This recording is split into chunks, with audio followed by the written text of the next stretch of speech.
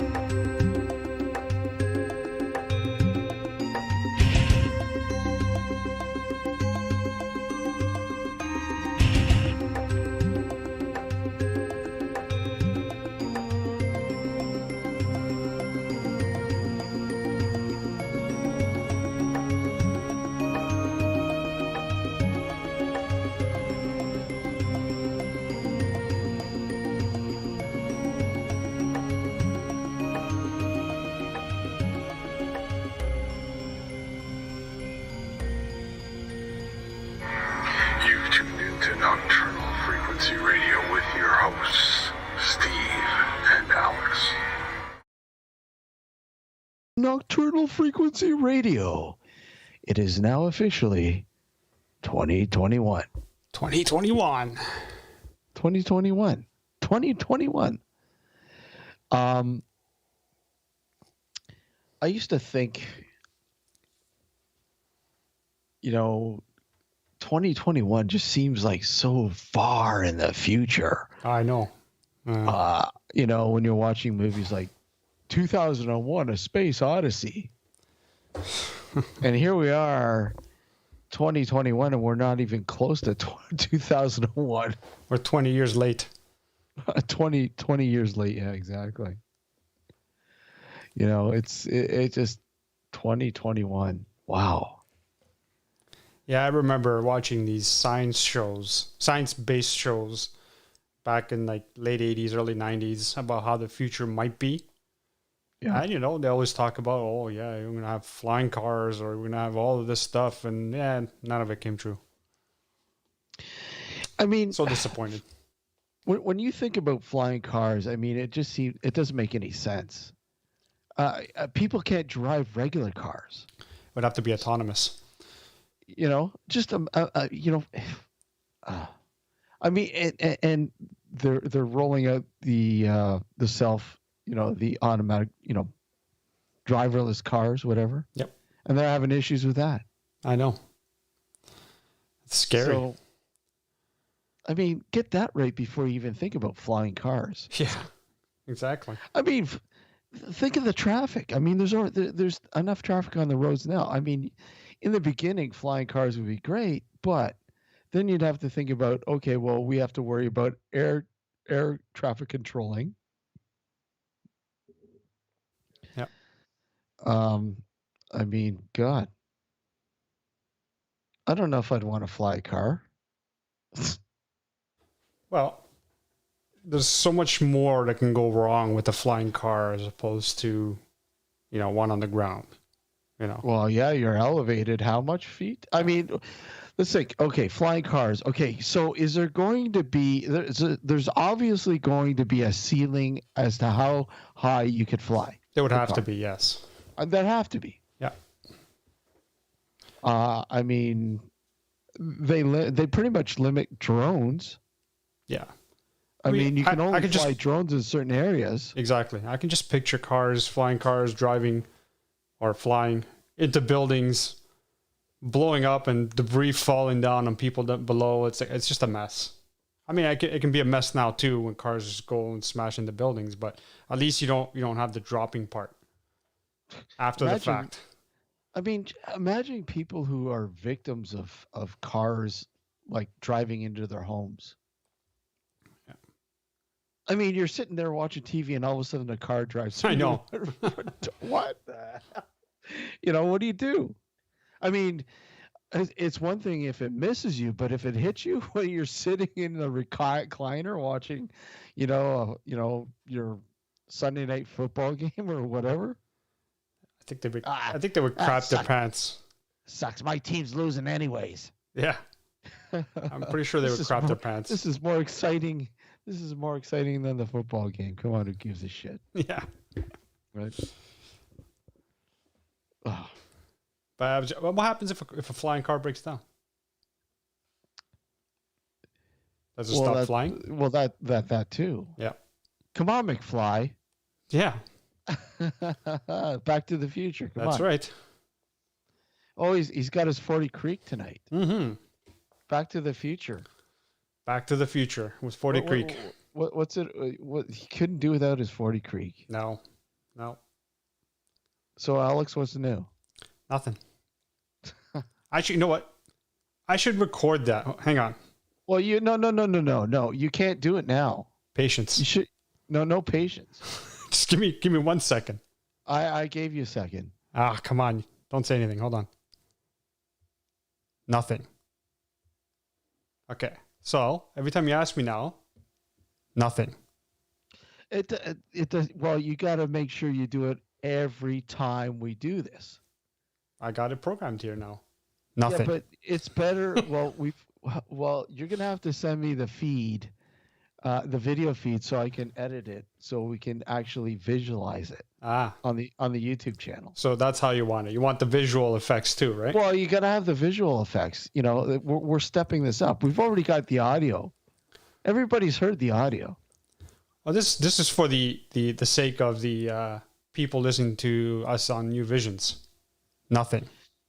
There you go. Well, no, but they've heard that. I play it every time. Of course. I play it every time. Well, I don't. I will play it tonight though. Now that we brought it up, right? Well, yeah, of course. Of course. So here we are. How was your New Year's? Kind of boring, really. I mean, we stayed home. What else are you gonna do, right? We just ate homemade tortellini in a soup. Ooh, tortellini. Yeah. With cheese? With meat.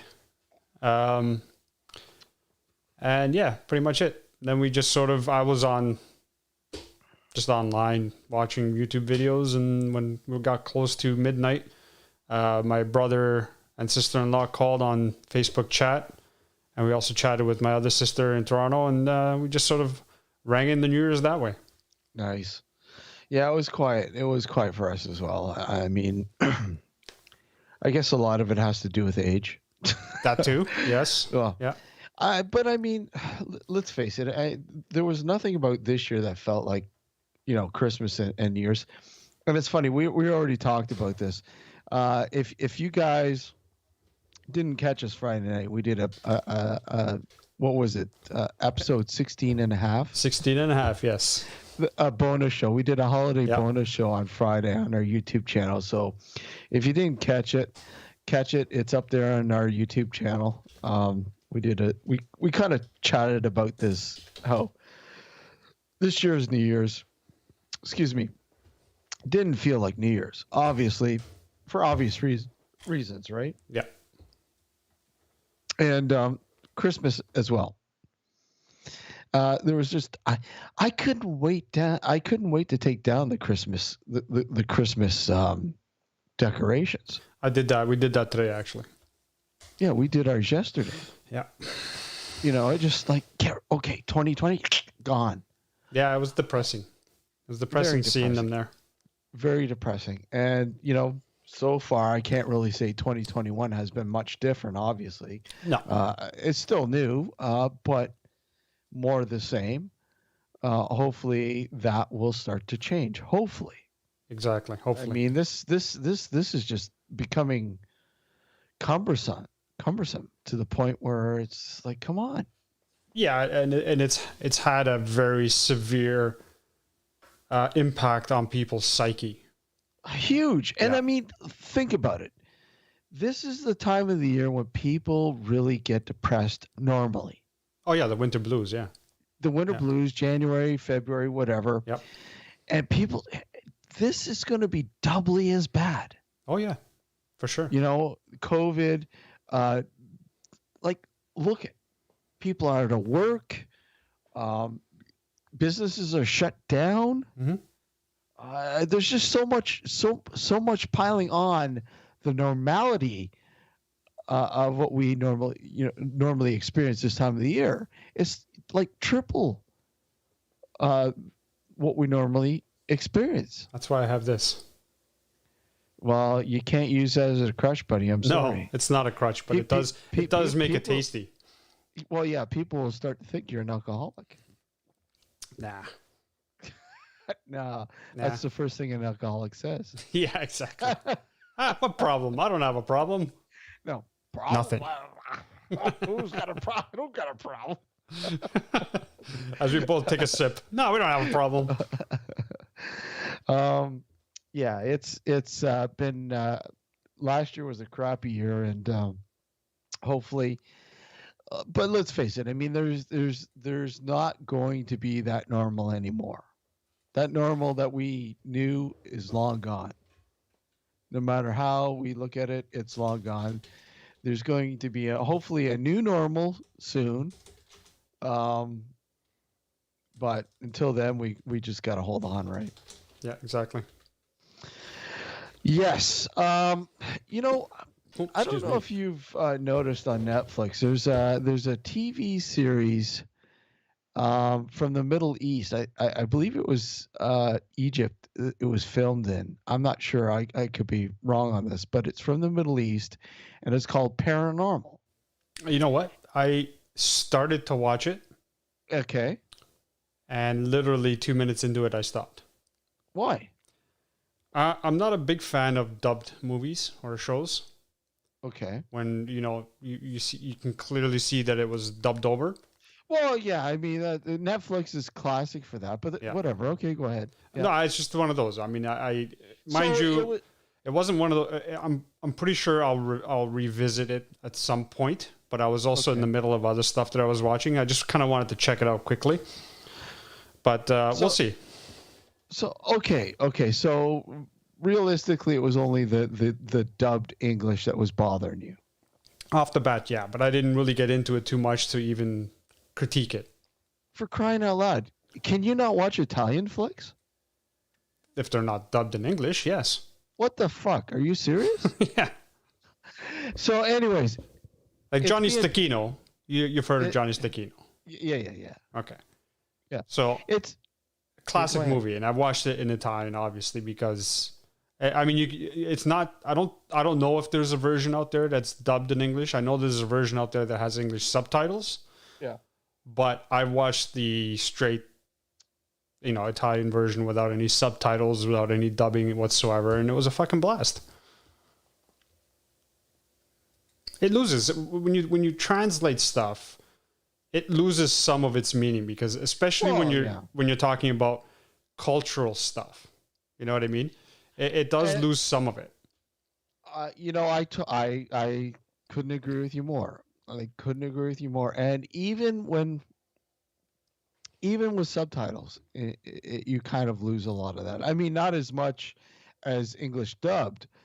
With the subtitles, you kind of keep that sort of translation. But I couldn't agree with you more. And that's why a lot of people, I sort of tell people, well, I really like this director, or I really like this, this film out of South Korea or Japan or whatever. And they're like, well, how do you, is it dubbed? No, I watched it with subtitles. I can't stand watching a movie and having to read. That's too much work. It's added work, but you know what? I have really found a lot of good movies, great flicks, classic flicks, by taking the time and reading the fucking subtitles. Yeah. Honestly, there's some really good movies out there. Yeah. People, well, I don't want it. That's too much work for me. And I get it. Yeah, I get it. There are people that don't want to, go through that bullshit. But there's some really good movies. And in fact, speaking of Italian films, I mean, I was in the beginning, I'm like, a lot of these movies, I experienced them with English dubbing. Mm. And they were fucking cheesy as hell. Yep. But you know what?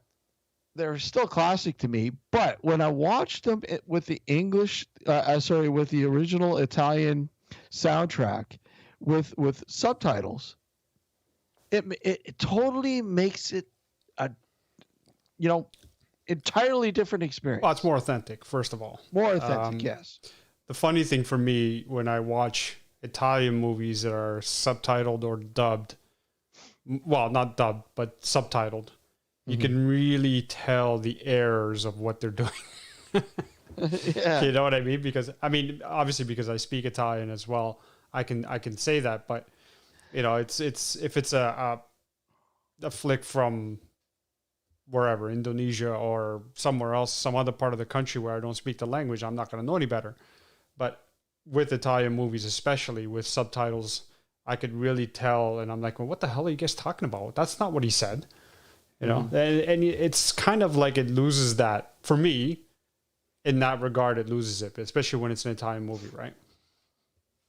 Well, yeah. I mean, how many different dialects do they have in No, every Italy? region has its own dialect. Yeah. Exactly. So I mean, when you think about it, I mean, percentage wise, what's your capability of understanding Italian? If it's spoken in proper Italian, I have a higher Yeah. percentage of understanding it. If it's Okay. spoken with the individual dialects, then it's very little. Unless it's And from my region. How often is that though? If like It's not very often. it's not very often. No. So if somebody was to like look at start speaking Italian to you, regular Italian to you, you'd understand it. If they speak proper Italian, yes. Yeah. Proper Italian, you'd understand it, Yeah. right? Yeah. Yeah. I mean, it's like here in Canada. Well, there's slang. Yeah. Exactly. There's different slang.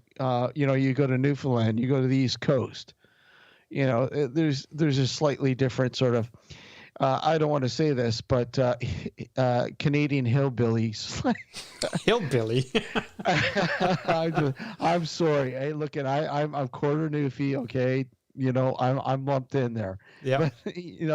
But they often refer Newfies as the Canadian redneck version. You know what I mean? Yeah. My next So door they- neighbor is Newfie. He said the same thing.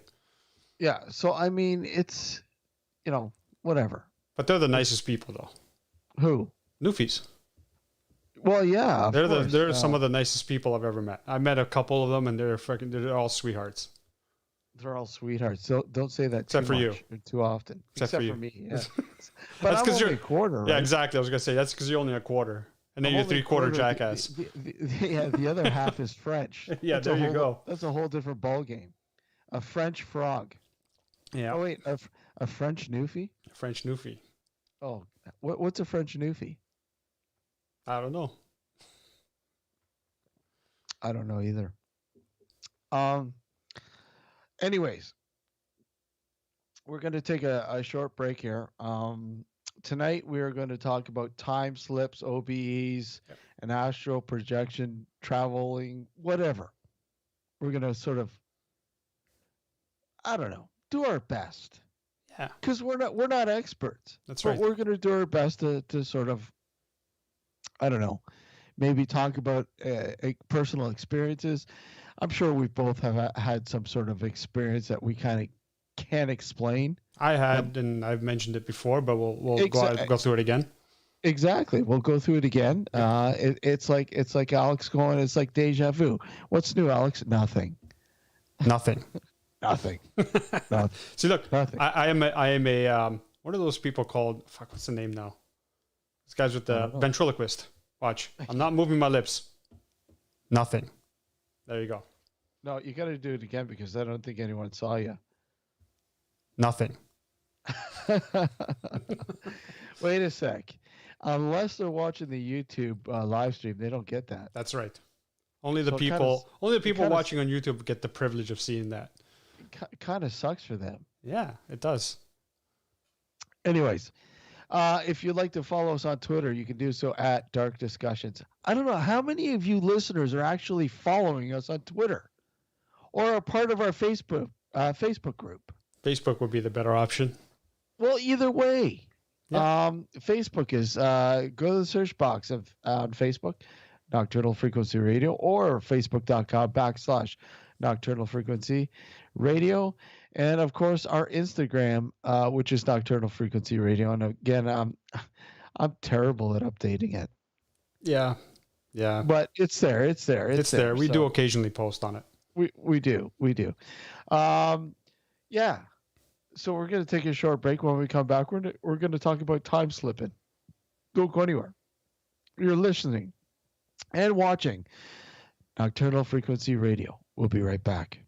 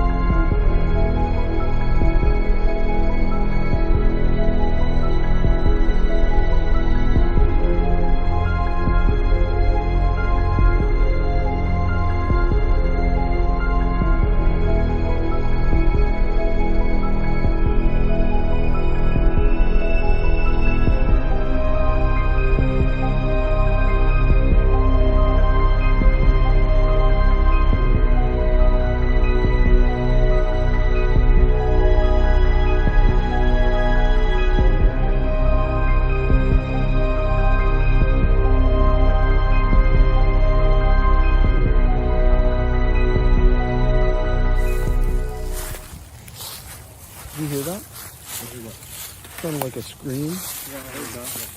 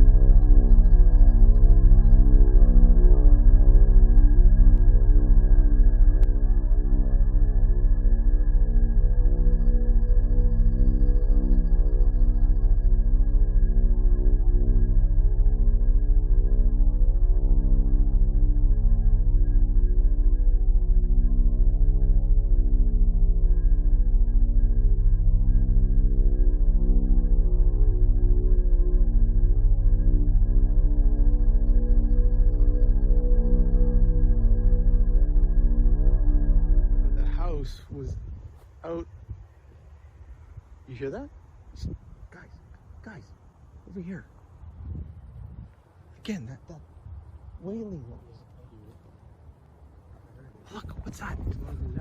What's that? There was something fucking moving over there.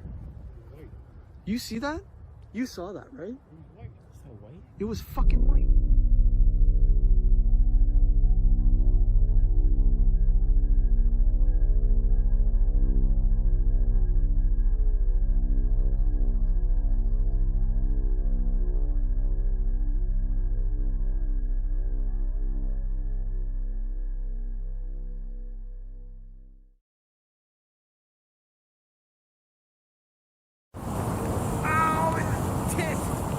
That hurt.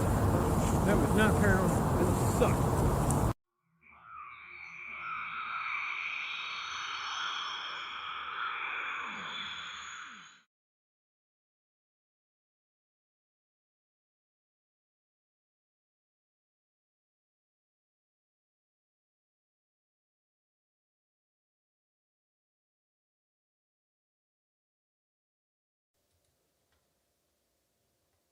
That's funny.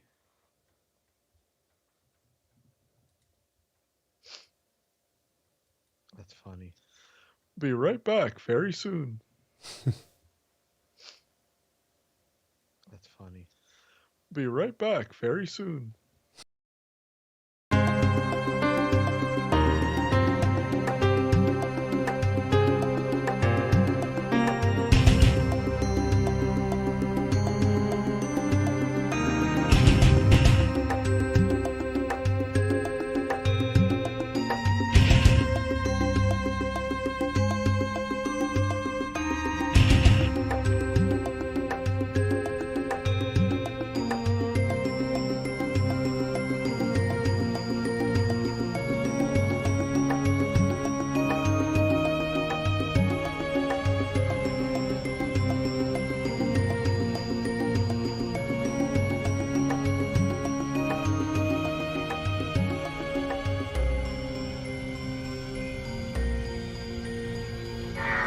You've tuned into Nocturnal Frequency Radio with your hosts, Steve and Alex.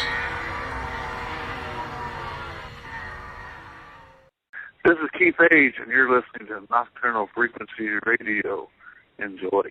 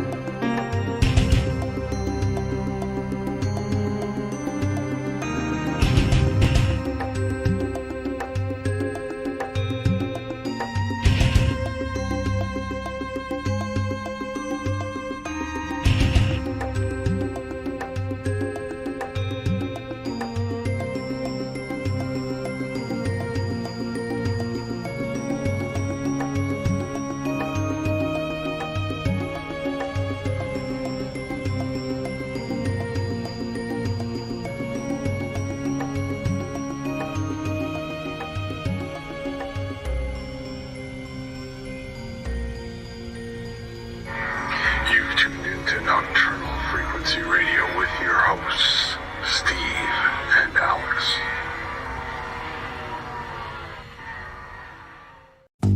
Hello, good evening, good morning, good afternoon, wherever you may be around this wild, wacky, and sometimes disturbing world of ours.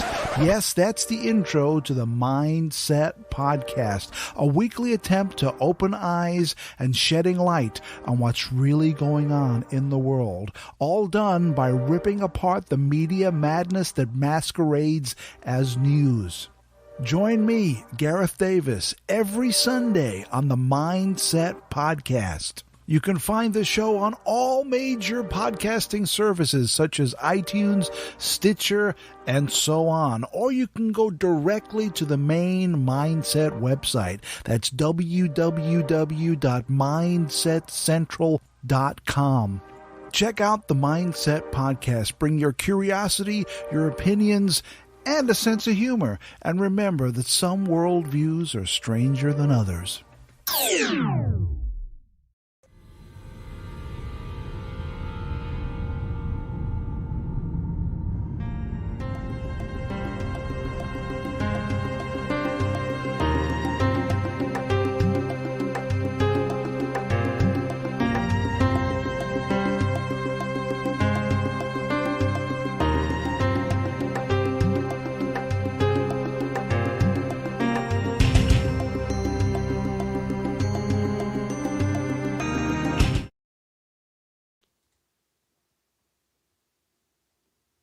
And welcome back to Nocturnal Frequency Radio here live on the New Visions Radio Network.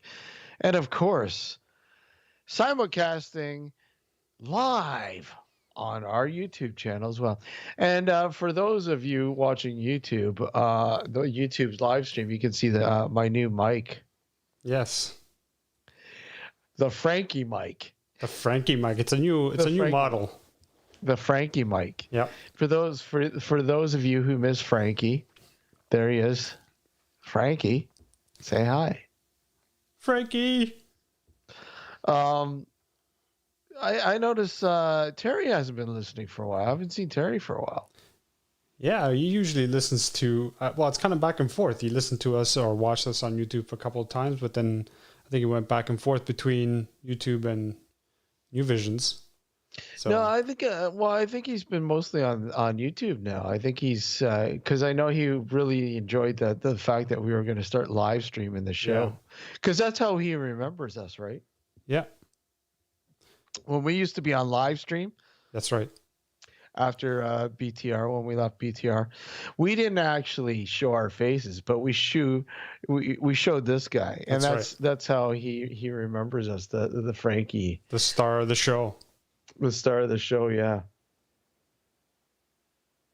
Yeah, don't forget to give the video. I know, we always forget to say that, and Ron does it for us. I appreciate that, Ron. Thank you, Ron. Don't forget to subscribe, hit the bell notification so you know when we go live, and also like the video. It helps us out a lot. Well, yeah. Hey, come on. More likes. Like. Smash it. Just smash it. Even if you don't like, that's fine. Show us a reaction. Yeah. Show us that you care. Show us that you love Frankie. Yeah, Frankie. So anyways.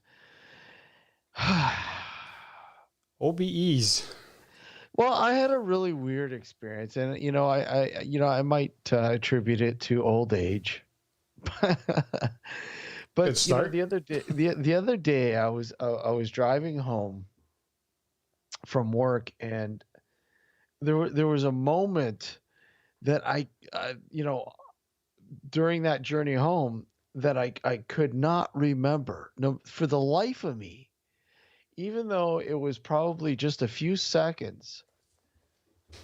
As much as I thought about it, I could not remember those few seconds. Mm-hmm.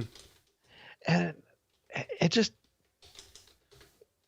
was really weird. And I know a lot of people have had similar experiences.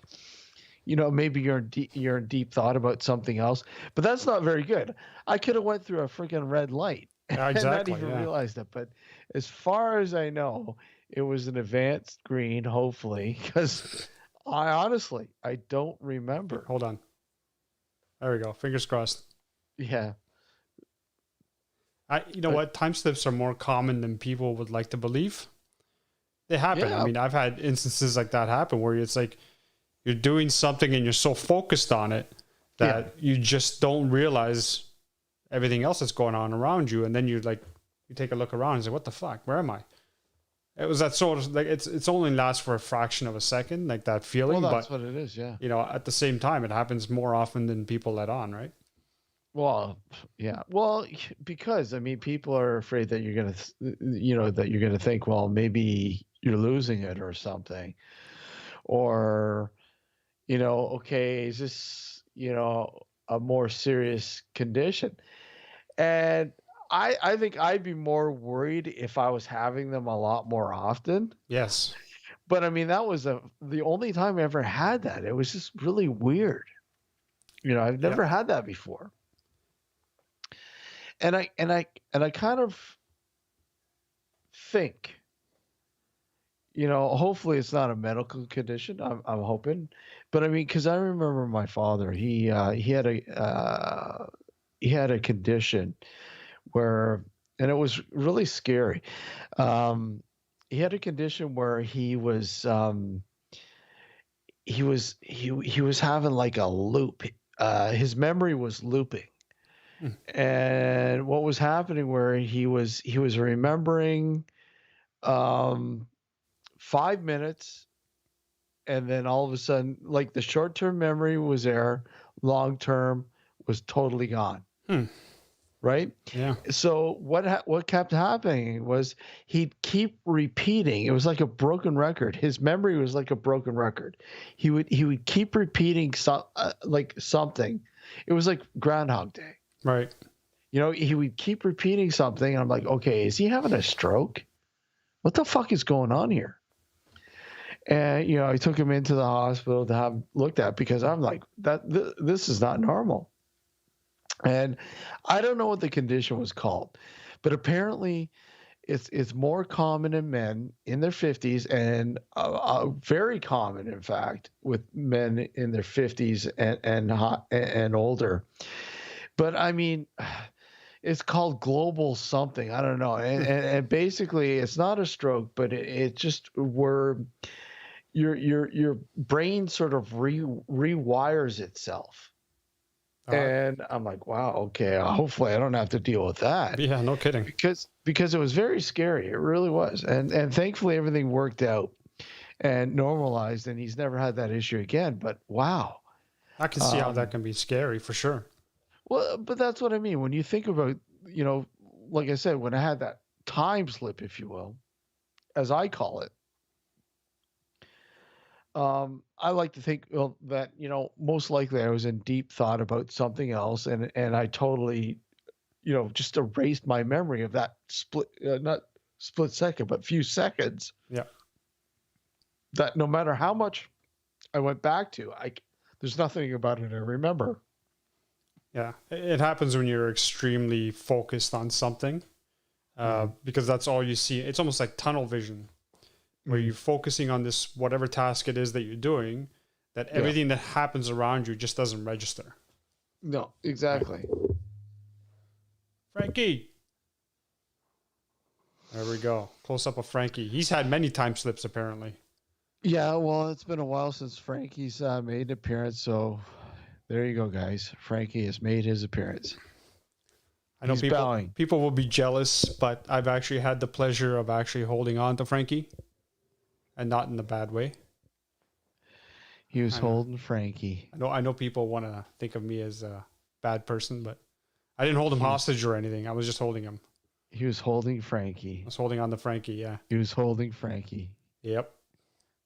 Can you imagine that? Alex was holding Frankie. It's a scary thought, isn't it? It is. So, okay. So have you had an experience similar to that? Like a short time slip, if you will? Yes, I have had similar instances. And it's like I said, like when you're so focused on doing something, and I catch myself doing this when I'm driving as well, which is very scary, as you said yourself. And the reason being is because I might be thinking of something, or something may have happened, and it's just replaying over and over in my mind. And then after I run through a traffic light, I tend to question, was it green? And I look in my rearview mirror just to make sure that the light was green. It's one of those things that you just, when you're thinking so intently on something, or doing something so intently, everything else around you sort of just isn't there. You know what I mean? And then you realize after you're done your task that you're like, holy shit, what the hell happened? Right? So it has happened to me, yes. Strange. It is strange. True. Strange, but true. It's very odd. And like I said, no matter how much I try to remember that sort of frame of time, nothing. Just nothing. It just seems so foreign to me. Yeah. Oh, wait a sec. I mean, even though I know the area like the back of my head, but I mean, it just, that particular, okay, look at one moment I'm here and the next moment I'm there. I'm like, wait a sec, what happened in between here? It just, nothing is jiving. Yep, exactly. And it can be scary. I know there's been reports of people who have had time slips that are far greater than what you and I have experienced, meaning that where they've actually lost hours as opposed to like seconds. Because what you and I have experienced could simply be attributed to us being so focused on one thing that everything else around us just doesn't register. But there have been people who have had time slips where they literally cannot account for hours in a day. And that is very scary. I mean, if what you and I have experienced is kind of freaky, this is like really scary. Alien abduction. Exactly. Something akin to that, right? So it's like, how do you go through a day not remembering a few hours? Like, I mean, it's just, my memory is not the greatest, and I'm not going to say it is, but even I remember what's gone on through the day, bits and pieces of it. And when if you're ever in a situation where you draw a blank for a couple of hour period, that would be extremely worrisome. Oh, well, yeah. You know, if you're missing hours of memory there, you need to be looked at. But that brings up another thing. I mean, it's a common occurrence with alien abduction. Yep. Where people are missing, periods of, minutes of time and memory. Yeah. And I mean, how do you attribute that? I mean, how do you try to make sense of that when somebody comes to you or tells you, look I think I was abducted because this happened and I don't have any memory from da da da da da da. And I mean, what do you do? I mean, who do you talk to? What do you do? Like, I mean, how do you make sense of it? Well, this is really, I guess it depends on how you look at it, from what kind of perspective you look at it. If it's someone who doesn't believe in UFOs or the paranormal at all, I think the first step that they would do is probably go see a doctor and relate this to a doctor. But I mean, if you're the type of person that does believe in the paranormal and aliens, I guess the first course of action, I would always suggest go see your doctor first, regardless, because I mean, you want to make sure that there's nothing physically wrong with you. Once you've established that, then there's always hypnosis as one means of trying to get those memories to the forefront. Because even though you may not realize, you are registering stuff in your brain all the time, auditory, olfactory, your eyes, you're registering all of that, but for some reason you're not able to access it. And going under hypnosis might be able to help you bring those memories back.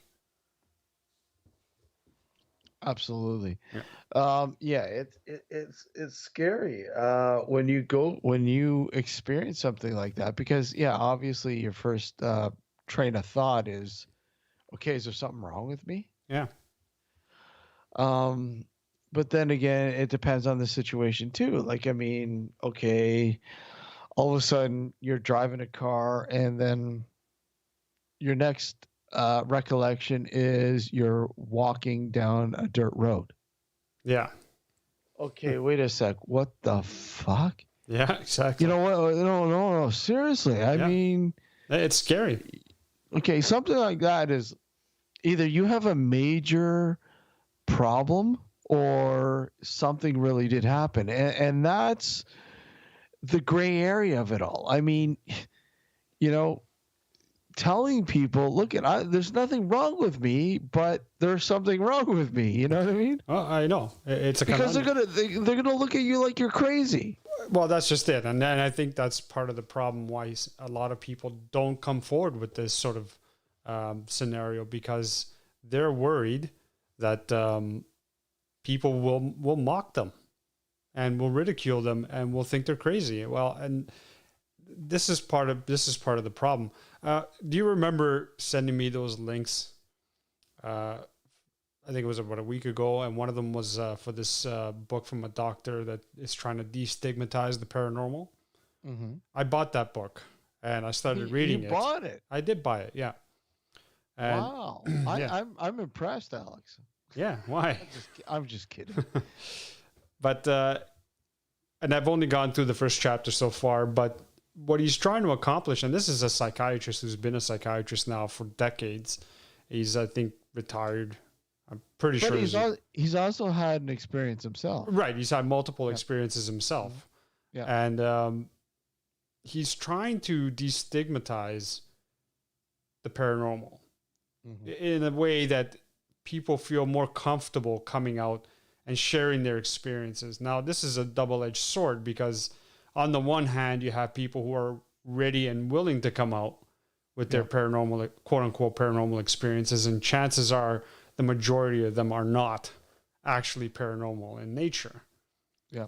But then you have the ones who are afraid to come forward because of the stigma that's still attached to the paranormal, where they just don't want to be ridiculed. They don't want to be they want people to think they're crazy for whatever reason. And he's trying to make it so that, and whether he accomplishes this task or not is remains to be seen. But yeah, you got to admire what he's trying to accomplish, because there are probably so many experiences out there that have occurred to people who are not being recorded because people are too afraid to come forward.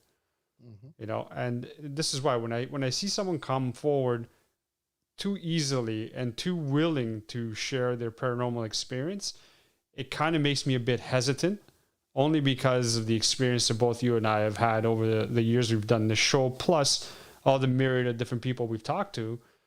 We could tell that a good chunk of these people are probably just either making it up or are misconstruing whatever happened as a paranormal experience, when in reality it's not. Right? So it would be great to have those people who are keeping it to themselves, who are afraid, who probably have had some really weird experience happen to them. It'd be great to see what they have to say. Well, you know what? It's look at it. We're I mean, things have changed. The stigma is very much still there, obviously. But I mean, look at and those are people, the type of people that might be listening to this show, for perhaps. I mean, we've had examples in the past of people who've come forward and told us about their experiences. Haunted purses. What? Haunted purses. It's funny because I was just going to bring that up. Yeah, exactly. Evil angels in purses. Yep.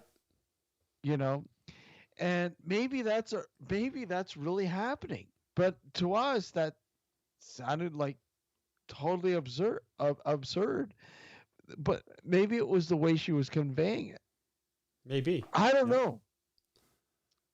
But when you're calling a radio show and saying, I've recorded audio of evil angels in my purses, and they usually go like,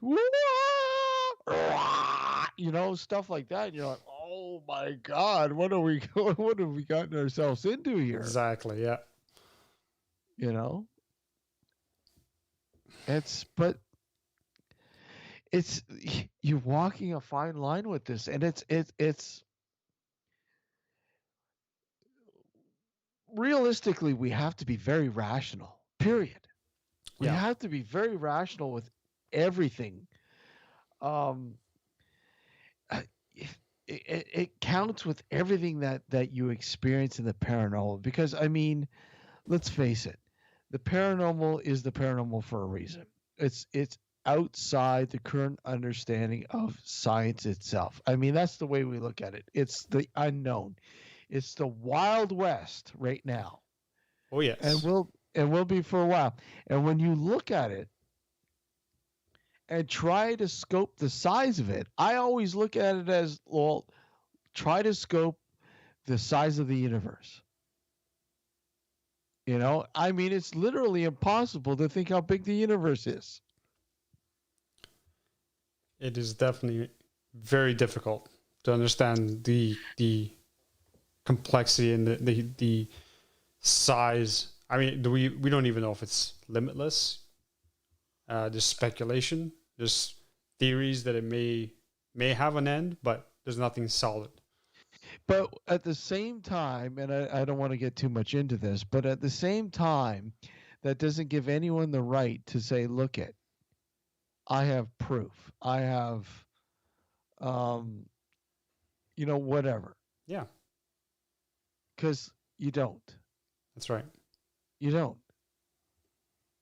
You know, because I'll tell you right now, your proof could probably be easily explained through rationally thinking about it.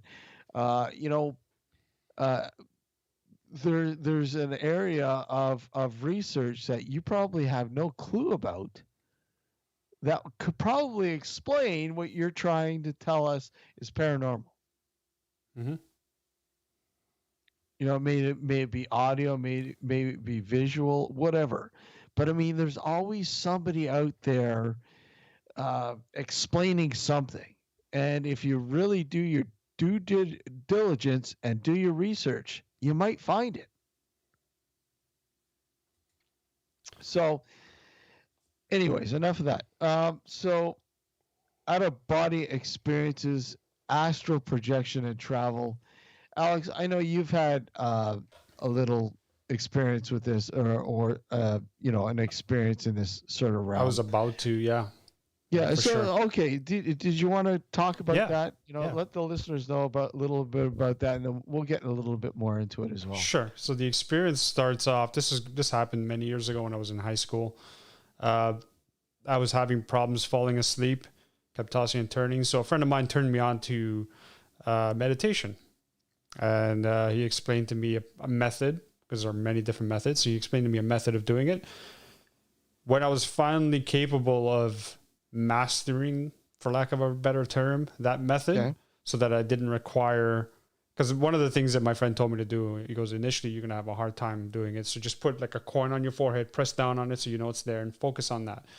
Eventually you won't need it. And I got to that point where I didn't need it. I was able to go to bed, lie down, close my eyes, and I would fall asleep within minutes.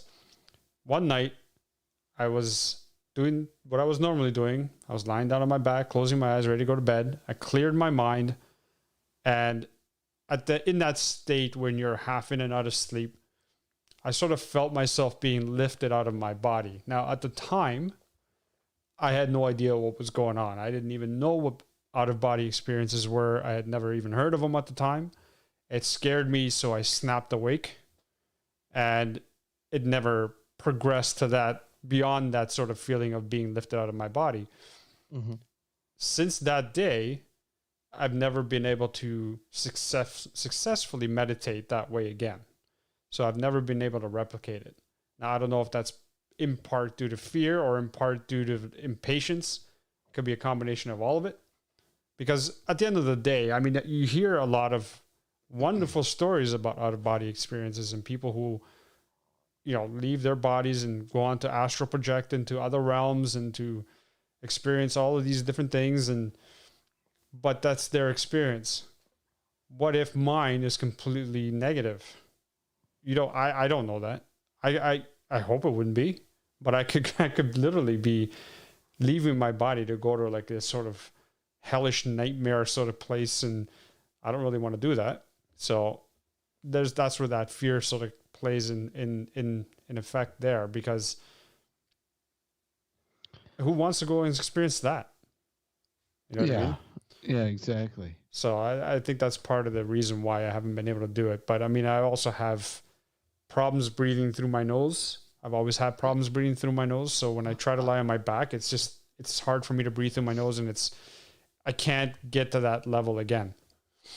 You know what? I'm kind of the same way. Having trouble breathing through my nose. Yeah. I mean, my one nostril, I think. Yeah, I only breathe properly through one nostril at a time. It's never both.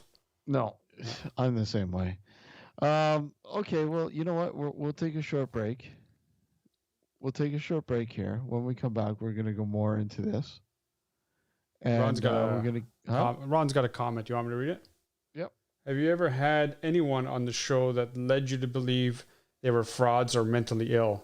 How did you handle it? To answer politely, yes, we have, Ron. Yeah. Oh, yeah. We can get into that if you want to. Yeah, I have no problem with that. We'll get into it in the second half. Yeah, in the second half, we can get into that. Yeah. Definitely. Yeah. Definitely. So, you're listening to Nocturnal Frequency Radio here on the New Visions Radio Network. Hey, Kevin's in the Mixler chat. You know what? We'll be right back. Don't go anywhere. You're listening to Nocturnal Frequency Radio. And of course, you're watching Nocturnal Frequency Radio. We'll be right back.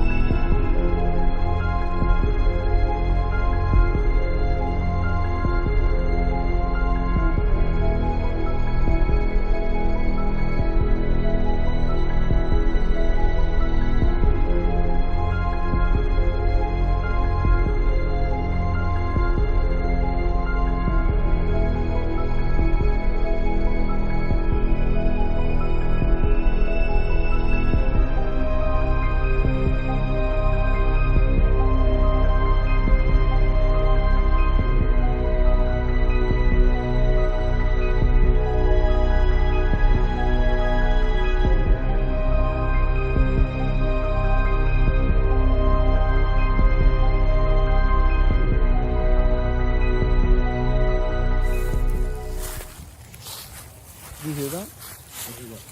Sounded like a scream. Yeah, I heard that. Yeah, I heard that.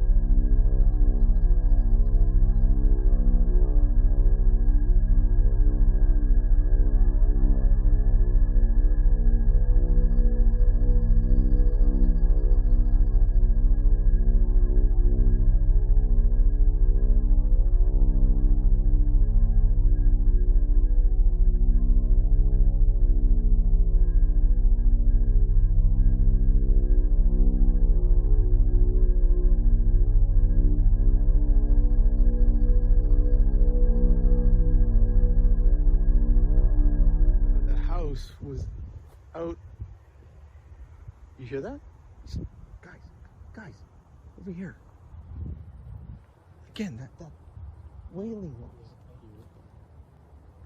Look, what's that? What's that? There was something fucking moving over there. You see that? You saw that, right? It was fucking white.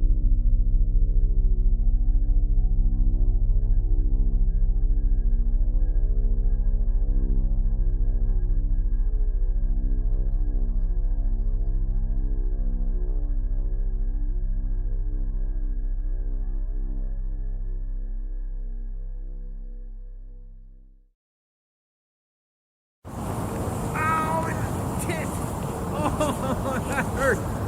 That was not paranormal. It sucked.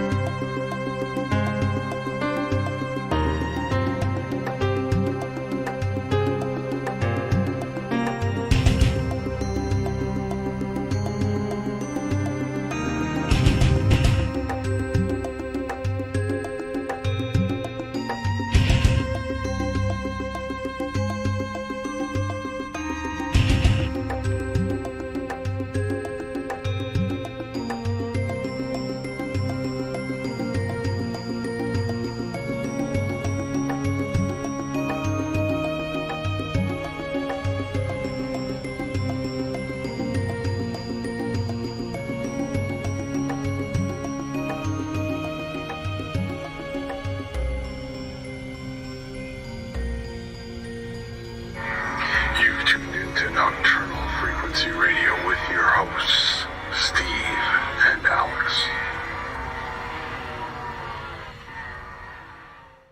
This is Keith Page, and you're listening to Nocturnal Frequency Radio. Enjoy.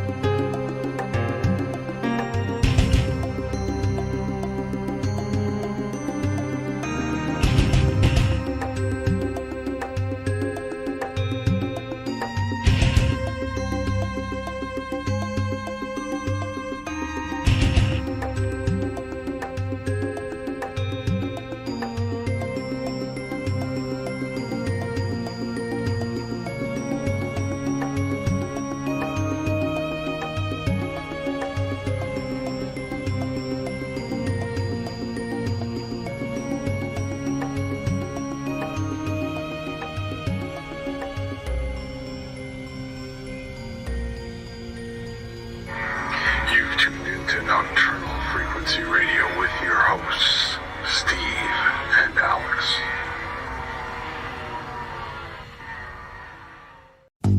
Hello, good evening, good morning, good afternoon, wherever you may be around this wild, wacky, and sometimes disturbing world of ours. Yes, that's the intro to the Mindset Podcast, a weekly attempt to open eyes and shedding light on what's really going on in the world, all done by ripping apart the media madness that masquerades as news. Join me, Gareth Davis, every Sunday on the Mindset Podcast. You can find the show on all major podcasting services such as iTunes, Stitcher, and for tuning into Nocturnal Frequency Radio here on the New Visions Radio Network, and of course our YouTube channel. We tend to get a little out of whack here once in a while, and I think Alex is having a little too much fun there. Well, I'm having fun because of the soundboard. No, you can't play it. No, I'm not saying I'm going to play it. I'm just saying on break we were playing it. You want to play I want to play it, yeah. I know you want to play. You might as well go ahead and play it. All right. This is what happened during break.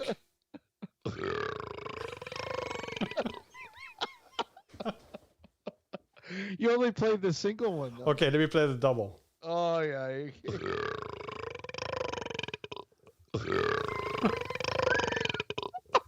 That's guttural. That's guttural. That's almost like a demon. Yes, folks, this is what we do on break. You got to play it one more time. Go ahead. Which one, the single or double? The double. You know, if we keep this up, we'll never be taken seriously. We'll never be monetized.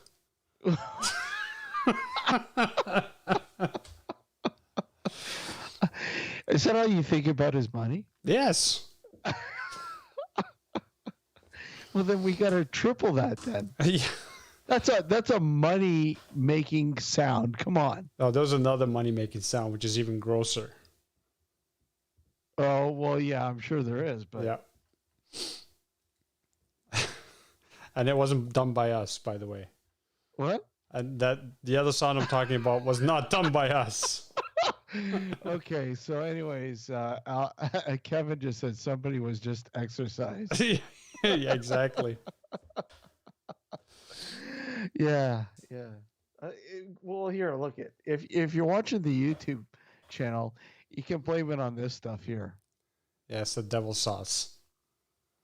You know? And then every time Steve takes a sip. Oh, God. Too much. Okay, so to answer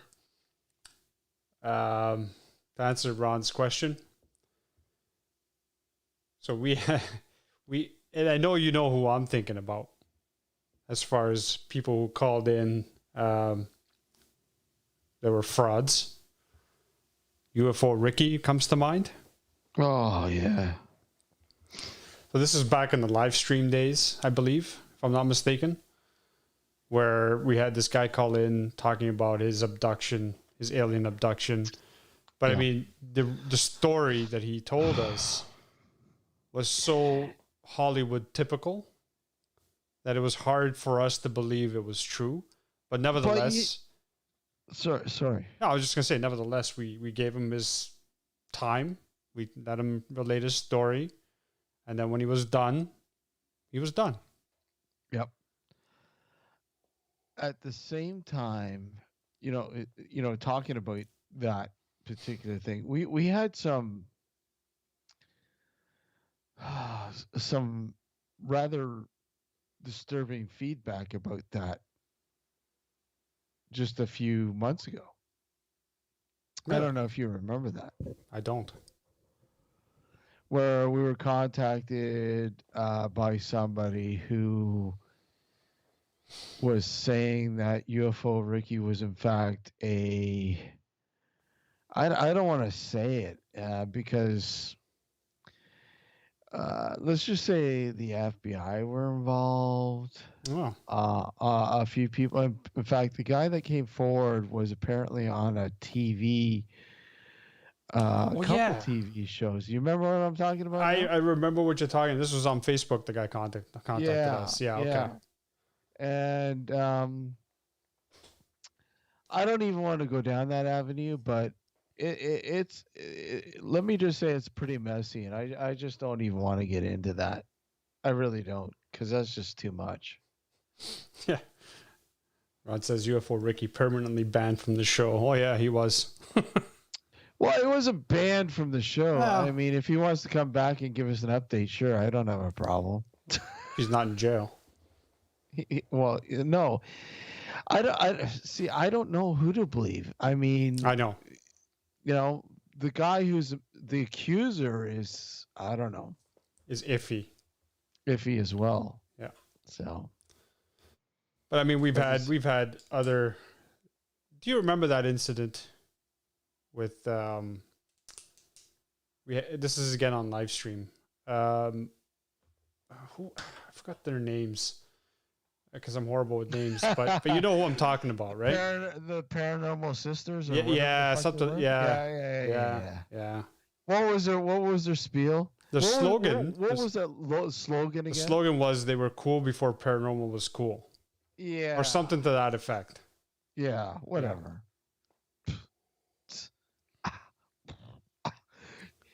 I bet you they're a part of that fucking Ontario paranormal.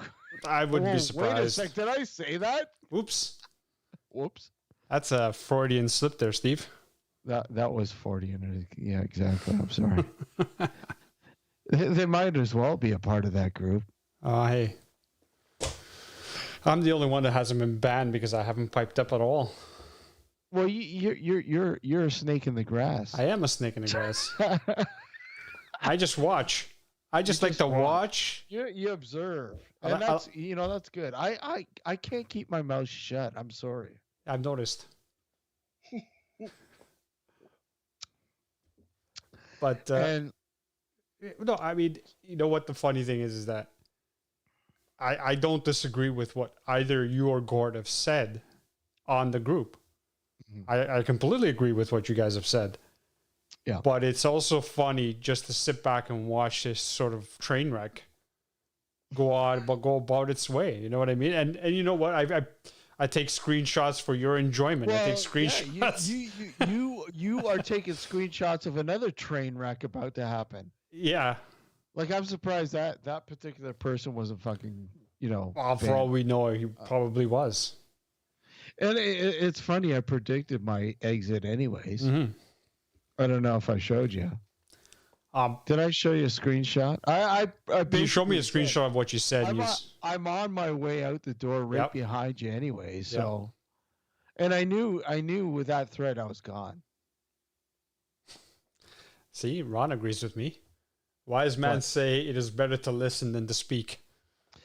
Well, yeah, it is. But you know what? When you've been investigating and researching the paranormal for as long as I have, and it's really hard. It really is hard to sit back, because a lot of these people are looking for a rational explanation to a lot of things that they've experienced, or photos that they've taken, or audio, or whatever.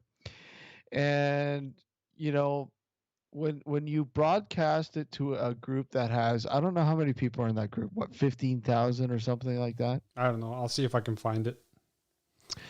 X amount of people, I don't know. But when you broadcast something like that, in a group like that, you're going to get a lot of fucking bullshit. You're going to get just a lot of bullshit, unfortunately.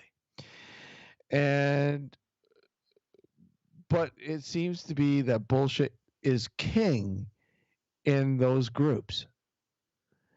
And when you try to be the voice of reason or whatever, it's all of a sudden you're labeled as a non-believer. You're a non-believer.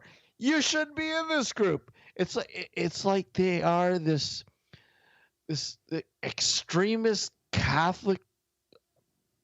I don't want to say Catholic, but religious sort of faction, if you will. Yes, faction. And you're like automatically thrown to the wolves or burned at the stake, and bang. It's got 3.4 thousand members. If I'm looking at the right group. 3.4? No, I think I'm looking at the wrong one. 3.4 thousand? No. So 3,400? Yeah. I think I'm looking at the wrong group. Ontario. Oh, well, fuck, here I go again. I don't have a problem saying what it is.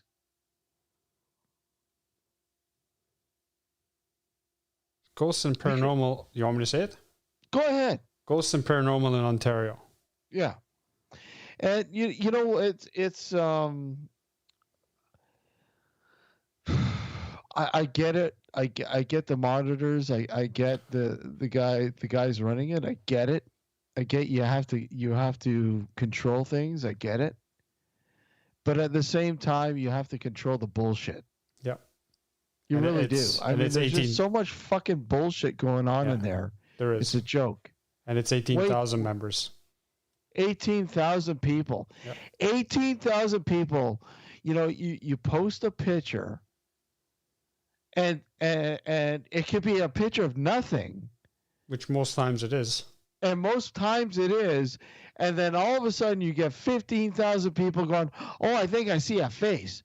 Oh, I think I see this. Oh, I think I see that. And you're literally force feeding the person who posted that picture that they've got something paranormal. Yeah. And realistically, it's got nothing to do with the paranormal at all. Nothing. Agreed. So, and that's the problem with this now. Yeah. With how TV and everything else is portrayed it's out of control. It's fucking ridiculous. It is. And obviously you guys can tell how passionate Steve is about this topic. You know, look it. I am. Of course you passionate. are. And I'm very passionate. I've spent a huge majority of my life looking into this and wanting to truly understand what is going on. And don't get me wrong, there was a point in the beginning when I was like that too. There were things that I thought that was paranormal, but when you through experience, through research, through learning, you understand that this is not the case. That's not the case. That doesn't mean I'm a non-believer. No, I believe wholeheartedly there's shit going on. But at this point in time, is it only because science can't explain it? Most likely. And a lot of the explanations that have come out of the scientific community to some extent, I don't buy a lot of the times. No. I mean, they're tired. They when you look at, if you're in the science community, would you fucking listen to this fucking shit that's being portrayed? Of course not. No, it's ridiculous. It's redundant bullshit. It is. And part of the problem is, and I know you and I have discussed this ad nauseum in the past, it's because there's no cohesion in the paranormal field. None. It's like the Wild West. That's exactly what right, and that's part of the Wild West. That's part of the problem. There's no accountability. Anybody can make any asinine claim they want, and claim it to be paranormal, and it's their word against everybody else's. And you know what? That's unfortunate. There has to be a system where you have to sort of present material in a quote unquote proper manner for review by your peers, so that it can be officially presented to the public after that.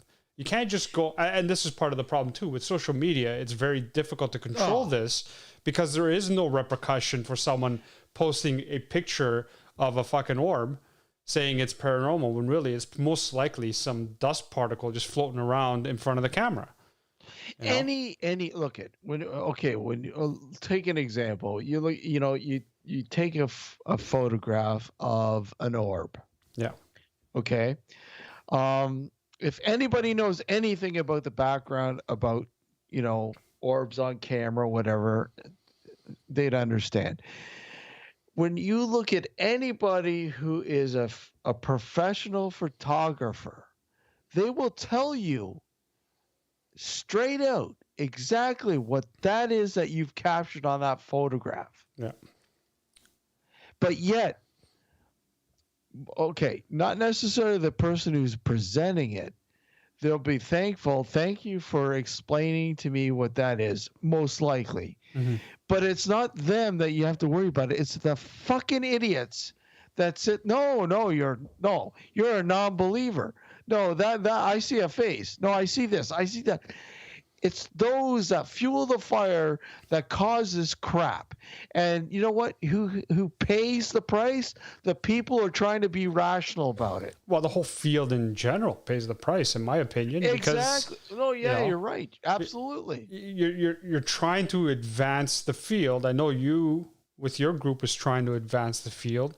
Other groups also are trying to advance the field. And then you have these numbnutses who come out and say these ridiculous things that really regress the field back to a dark age, basically. I mean, I've said this before, and I'll say it again, that we're no better off now than we were back at the Harry Price days, over 100 years ago now.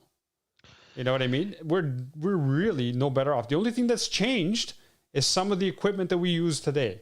That's it. You know, and the thing is, the equipment that's being employed is not even made for this. Correct. Yes. I mean, don't get me wrong. There's a lot of stuff that's made for it, but in most incidents, it's parlor tricks. Yeah. It's the modern version of the parlor trick. It hasn't changed. It's been updated. I shouldn't say it hasn't changed. It has changed, but the methodology has not changed. No, the methodology is the same way. It's the same way. It's, we're never going to understand shit because there's always these fucking idiots that keep bringing this shit out that people fall for, and bang. That is a problem. That is definitely a big problem. And the only way I can see remedying this, and again, I know you and I have talked about this in previous shows, but is to have an organization that holds these people accountable for their actions. There has to be, because even the way, like, if you don't, which is what we have now, it's exactly what's happening now. Is you're having people on Facebook groups posting whatever they want and claiming whatever they want, and they're not being held accountable. And my exit out of that group, I was having a conversation with a particular person who posted a photograph and said, "Look it," and circled something, and I said, "Look, somebody had pointed out, look it, I'm getting sick of this shit. All these pictures are the same thing. There's nothing there. I'm about to bid adieu to this group because it's the same bullshit over and over again." Yep. And I made a comment and said, "Look, I'm right behind you out that door because I feel the same way." Yep. It's a lost cause. It is a lost cause. Yeah. It's a lost cause. And then, when the person who posted the picture replied, saying, whatever, and they basically said, something to do with, look at, I find the thrill of how people react to this stuff, the reason why I do this. And I said, look, buddy, you have the different outlook. I mean, you have the wrong outlook with the paranormal. When you say thrill, you're saying the wrong thing automatically. It's got nothing to do with the thrill. I mean, yeah, okay, it's a thrill to, listen or see something that might be, unexplainable at the time. But when you're saying it about people's reactions to things that you're showing them, it's a thrill. To me, you're thrill seeking. Well, that's part of the problem. Yeah. That's a huge problem. Yeah. And that's what we're faced with today, because people have no regard to, they don't care about advancing this field on a serious level. All they care about is getting their 5 minutes of fame. They want to be able to be the center of attention for that short period of time when they present what they consider, evidence of the paranormal. And they get a rush when they get feedback from people who agree with them, even though they may not necessarily agree with what people are seeing specifically, but just the fact that they're agreeing that something's there when really 9 times out of 10 it probably isn't. They get that rush, and that's what they're looking for, and that's all they care about. They don't care about, the advancement of the field. They don't care about trying to figure out what's going on. Is there any legitimacy? Is the paranormal legit, or is it just a bunch of fanciful, whatever you want to call it? What you and I are trying to do on somewhat different levels, whereas you go physically out investigating, And I join you sometimes, but I also try to do it from a not so much of a investigation part. I'm trying to rationalize, is this stuff even possible? And when you look at the grander scope of things, when you're trying to grasp like what we talked about in the first hour, the scope of the universe, for example, it's almost hard to fathom the immensity of the universe. And within this, there are so many things that are going on. And that's only if you take in consideration that there's only one universe. If you go with the theory that there's multiple universes, stacked on one on top of the other, then that changes the ball game immensely. Absolutely. And what we could be experiencing may not be paranormal in what we currently think is paranormal, meaning, the dearly departed. It could be a rift between our realm and the next realm. Exactly. You know what I mean? No, I look at exactly. That's how I look at it. That's how I personally look at it. Yeah. That's how I personally look at it. And most people, and this is why I have a problem with people who automatically approach the paranormal and say dead loved ones. Yep. Dead loved ones. I'm talking to George. He died here. Really? You're fucking full of shit. I'm sorry, but you're full of shit. You have no proof of that. Yeah. And people will swear up and down that they have proof. You don't, because we don't know what's going on. So therefore, you have no proof, none. You might have an interesting finding. But to tell me you have proof? Come on. And that's what I've been trying to do because, since my parents both passed away, I've been trying to kind of, to myself more than anything else, prove that there is a continuance beyond this physical realm. And the only way to do that is by being able to contact them and confirming with them. I mean, obviously, one of the biggest mysteries is to understand what happens after death, a physical death. That's the biggest key right now. Yeah. I mean, if we're able to explain that would obviously open a lot of doors and a lot of understanding to what we're currently stagnant with right now. But you know what? That's far off still. I think I don't think, if any, we're not looking at very soon here when we're going to understand what happens when, does life continue after death? Does it sort of, it's funny. I hearken back to research that an ITC group in the UK, they were doing some audio work, and they were some really interesting findings about, speaking or sort of communicating with somebody, what they thought originally was on the other side. It didn't turn out to be that way, or at least what they were sort of coming across evidence-wise, if you will, that they were in fact talking with somebody or communicating with somebody who was saying that they were in the next level. They were what essentially that we were calling real life. Yeah. And when you further looked into it and going, oh, real life, what do you mean real life? That we right now, as they were explaining it, are in a stationary purgatory sort of atmosphere. And that when we die, as we put it now, we don't essentially die. We move into real life. We're born into real life, into what life is supposed to be. Now, whether that's true or not, who knows? Obviously, that's just what these guys are claiming. But I mean, that is yet another sort of avenue how to look at this. That's right. Yep.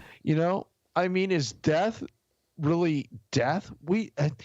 it's obviously death in a physical sort of aspect. I get that. I mean, that's what we know. But the thing is do we really die? I mean, Well, and that's the $1 million question, obviously, right? Because a lot of people who,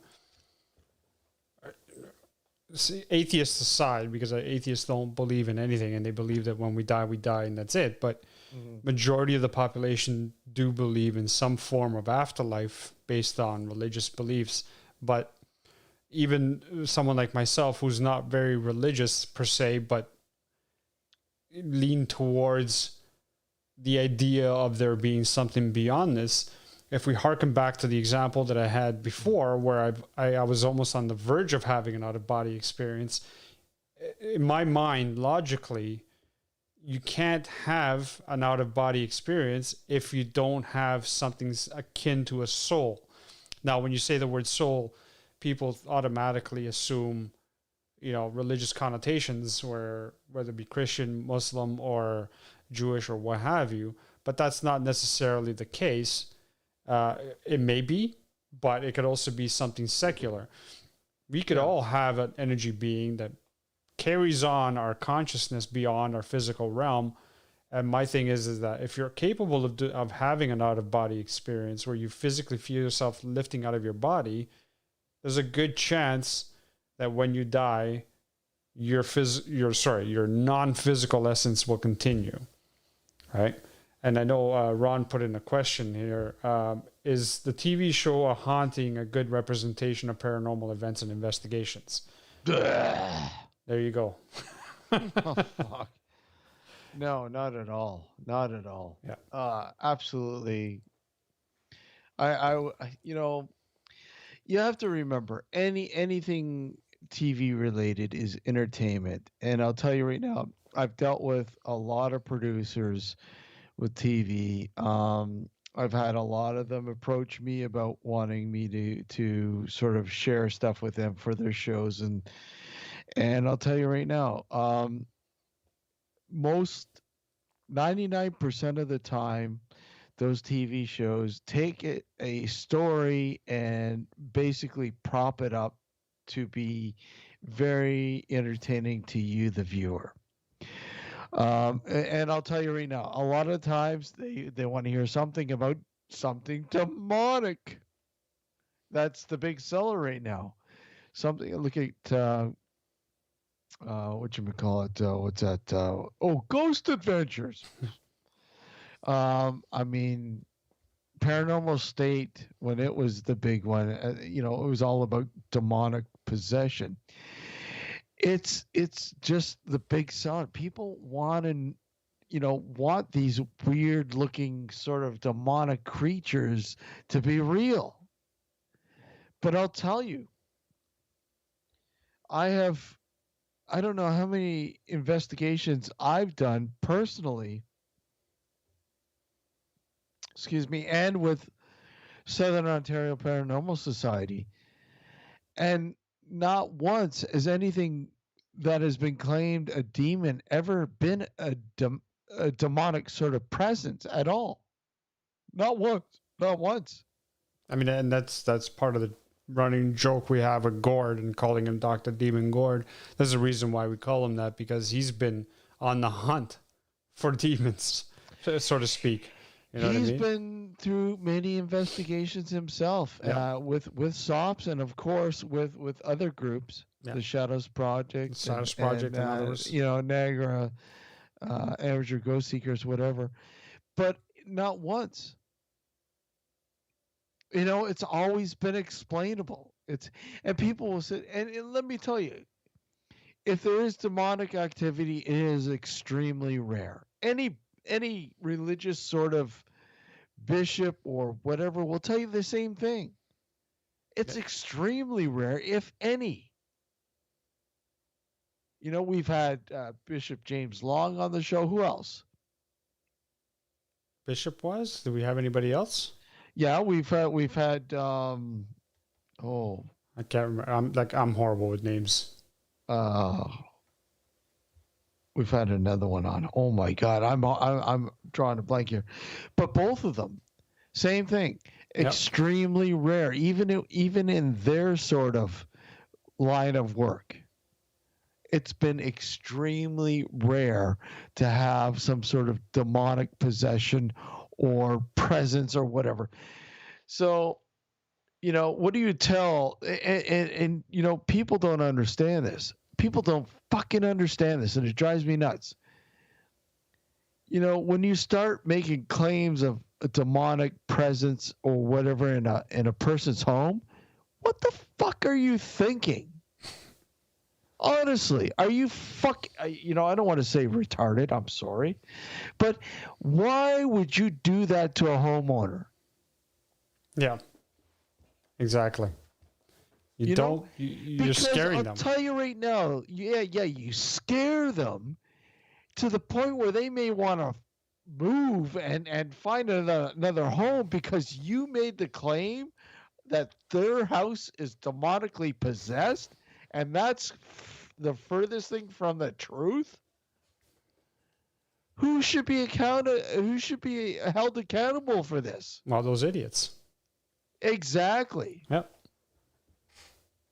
And it happens all the time when you have these idiots going into a house to investigate it. Oh, I'm getting some sort of demonic presence. Do you know the damage that you're about to cause by saying something like that? Yeah, it's. You better be able to back your fucking ass up with that shit. Well, it's like that example you gave of that elderly couple who got duped out of $8,000. Was it? I think it was $8,000, but it was a lot of money regardless. And nothing changed after this group apparently cleansed the house. It's what was happening in their house was easily rationally explained. Yeah. But they contacted a man and a woman, some team or whatever,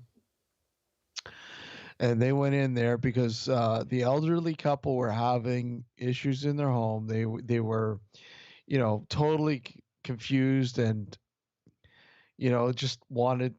They didn't know who to turn to. They figured, okay, well, maybe these people can help us. Those people went into the house,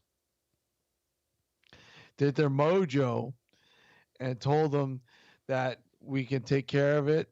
The house seems to have a demonic presence.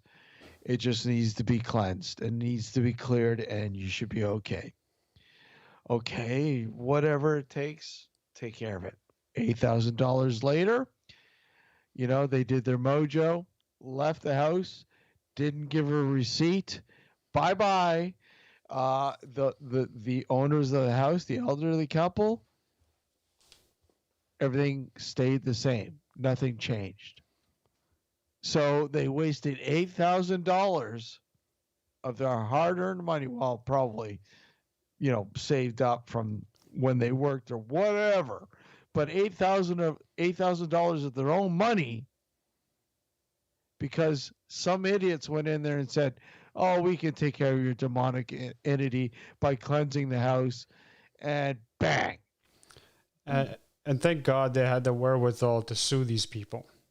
Well, yeah, I'm glad. I'm so glad. Yeah. And when they contacted me and they told me their story, and I said, look, I'm going to go in there and we'll do what we can to explain to you what's going on. And basically it was the house. It was simply something very explainable to them. And they were so thankful because it was just a minor cosmetic, change to the house that explained what they were, experiencing. But somebody had the stupidity in telling them it was demonic. Preying on their innocence. Yeah. And, look at people out there don't have a clue. They don't know when they're dealing with this kind of shit. They, it may be a house, maybe a business or whatever. But if you're simply going to go in there and prey on their them being naive to the situation, you're a fucking idiot. Agreed. Yep. But that's the type of shit that people have to deal with, right? Unfortunately. And again, it boils down to the fact that it's primarily because there's no accountability. If there were some kind of accountability, exactly, it may happen less. It'll still happen because people are idiots regardless.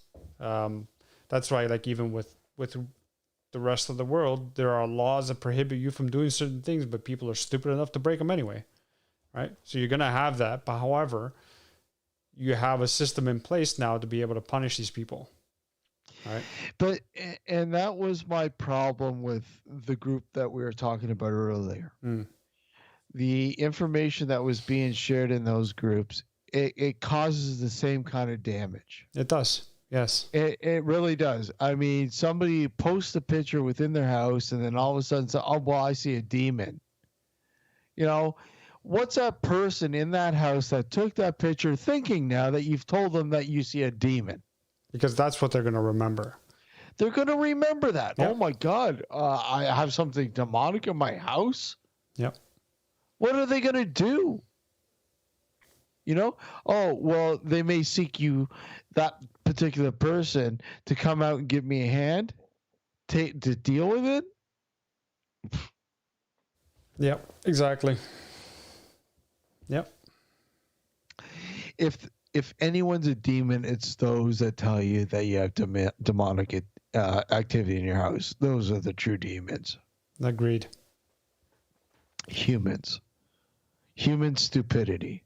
Humans are the scum of the earth. As you put it? We need a cleansing. What kind of cleansing?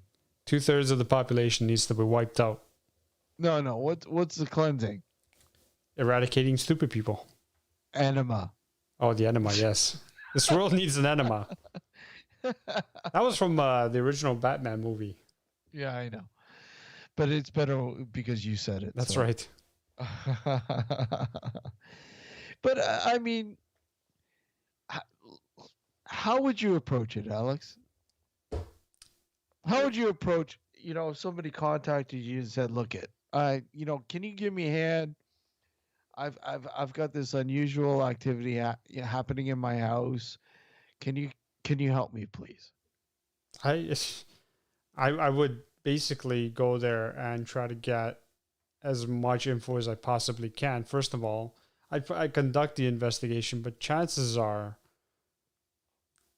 there's nothing going on. I wouldn't go out and say there's demons because. But okay, elaborate. Tell me how you'd go in and sort of try to ease the minds of these people that haven't got a clue what's going on. Right, I would try to get them to explain exactly what they're experiencing first, in detail, and seeing if I can rationalize what it could be before I even had a chance to go through the house.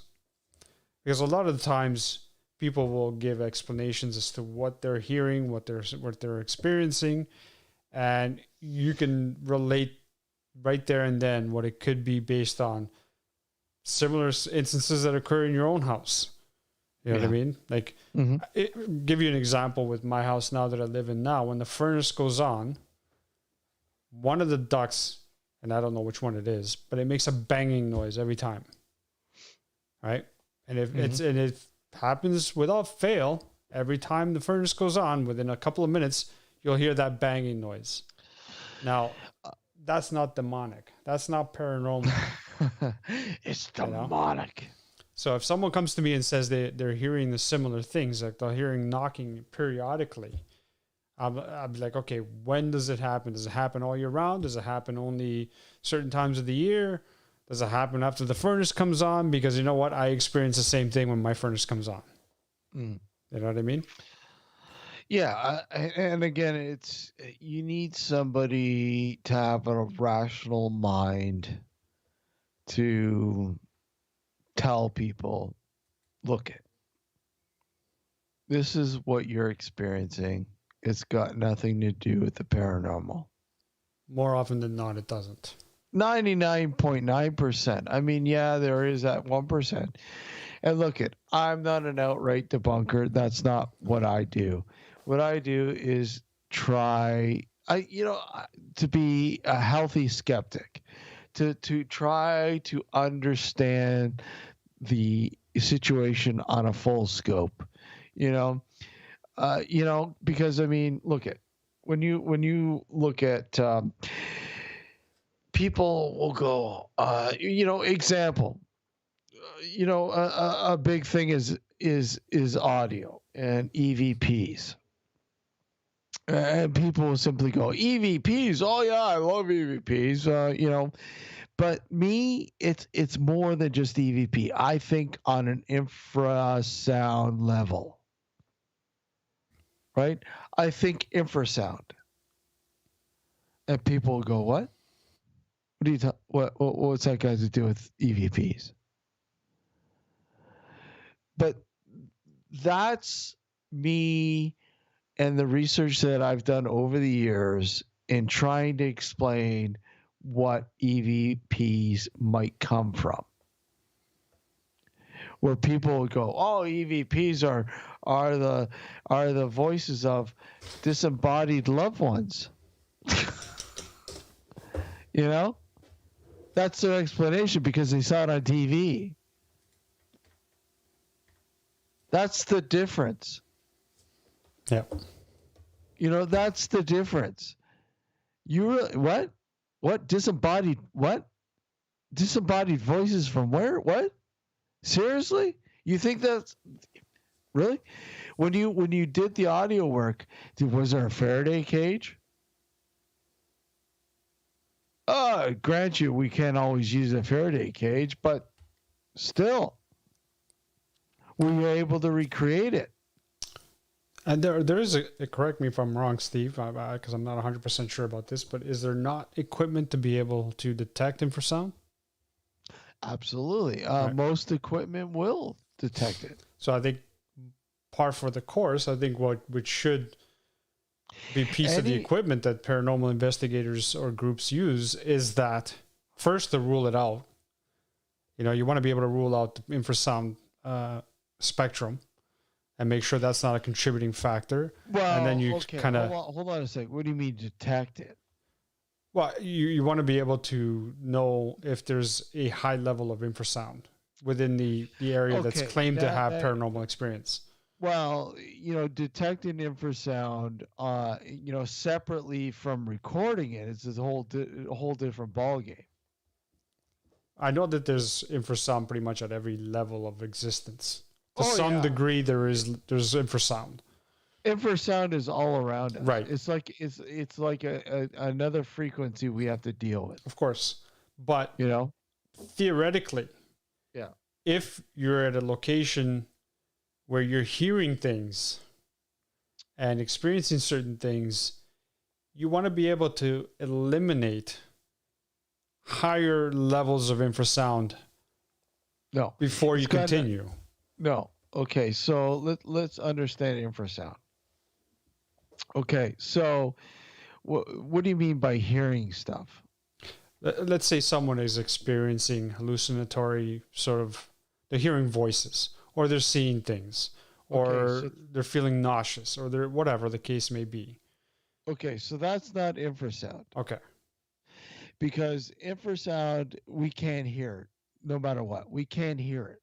But it has an effect on your brain, does it not? No.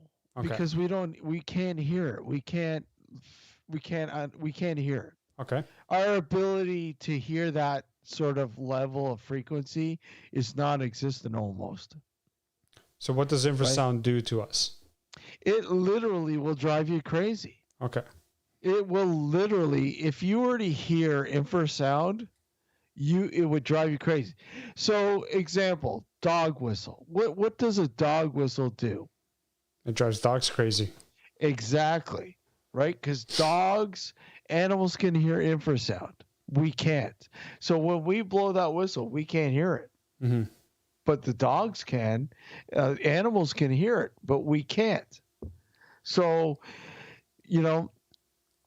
when you get into there are certain types of germanium crystal, for instance. If we were to hear that, that would literally make us crazy. And that's sort of a, example of infrasound, germanium crystals. Okay. If you're right, But if we can't hear it, no, you can hear germanium crystals. Okay. If it's manufactured properly, you can hear that. It gives you what infrasound sounds like. I still think that even though you can't hear certain spectrums of infrasound, it doesn't mean it doesn't have an effect on you. No, it doesn't, because we don't hear it. But it still vibrates. Right? Vibration is different. Right. But I mean, that's what waves are. It's just basically vibrations. Right? Oh, sure. At a certain frequency. Okay, you got to think differently. Okay, so infrasound and frequency. Okay, infrasound is here, frequency is here.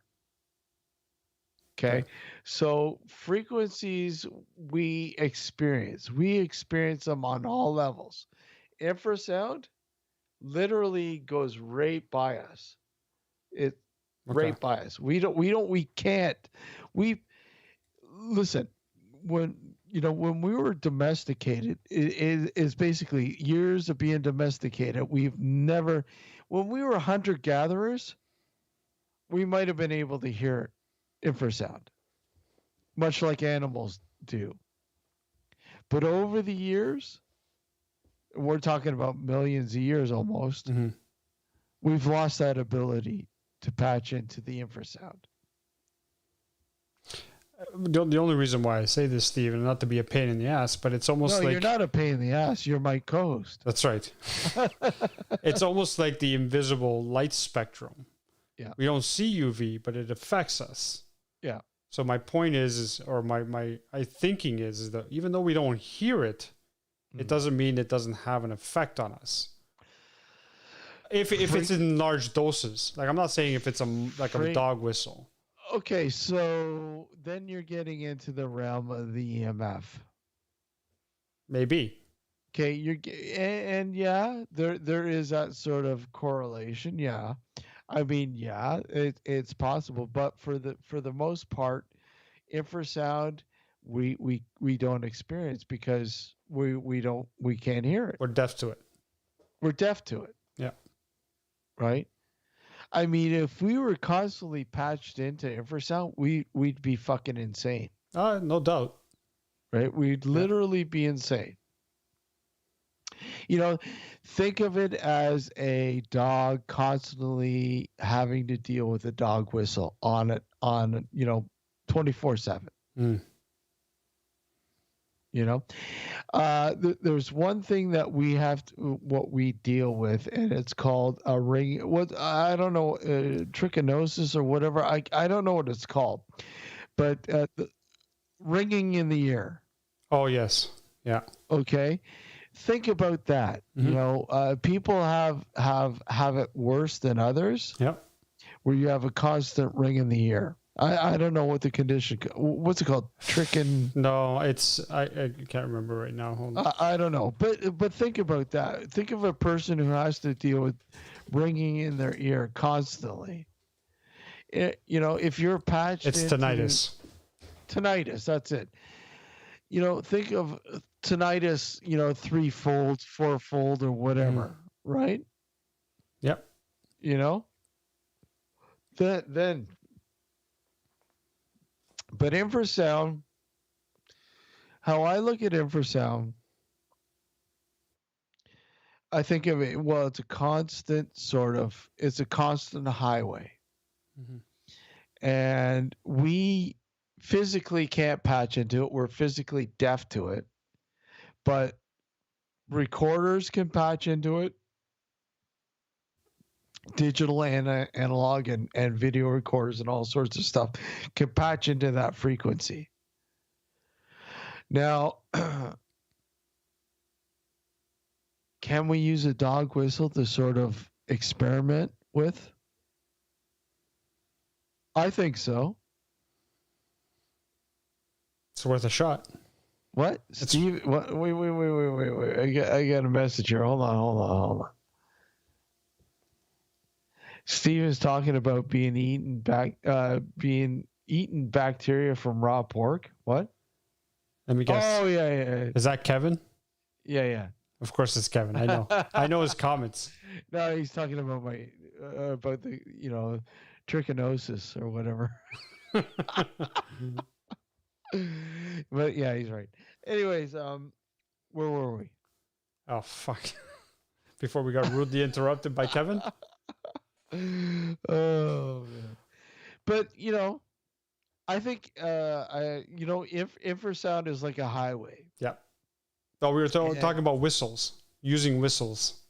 Dog whistles. Dog whistles is a potential form of research and into infrasound. I mean, it's a possibility. Recording dog whistles. I don't know I don't know how it sort of reacts, but will it yield some findings? I don't know. It's a possibility. I've never tried it. I would like to try it. I think infrasound is something that we need to patch more into when it comes to understanding EVP. Mm-hmm. I really do. Yeah. Because you got to realize we're expending energy right now, you and I doing this show audio wise, and it's going into the going into the universe. It's constantly it's constantly out there. I mean, that energy has now been expended. It's out there. It's constantly going. And years from now, when we pass along, will somebody patch into that? It's quite possible. It's quite possible, yep. Right? Using infrasound, who knows? We really don't know right now. But I mean, hey. All I gotta say is, if someone's patching into the show, this is what I gotta say. Oh God! Let them capture that on fucking EVPs. That was very deep. Yes, it was. All right, we got 2 minutes left. Yep. That was a comedic interlude. Yeah, we got 2 minutes here, dude. Yes, we do. Are we gonna cut it? If we get into another topic, it'll go beyond the 2 minutes. Okay, but we have to end the radio show. So that means, guys, if you're listening to the radio portion on New Visions, you're gonna have holy shit, a demon. Kevin, by the way. Yeah. If you guys are listening on the New Visions Radio Network, you're gonna have to jump over to our YouTube to watch the extended show. The after hours. The after hours, where we start to swear even more. No, I'm just kidding. Well, you'll definitely hear a lot more of this.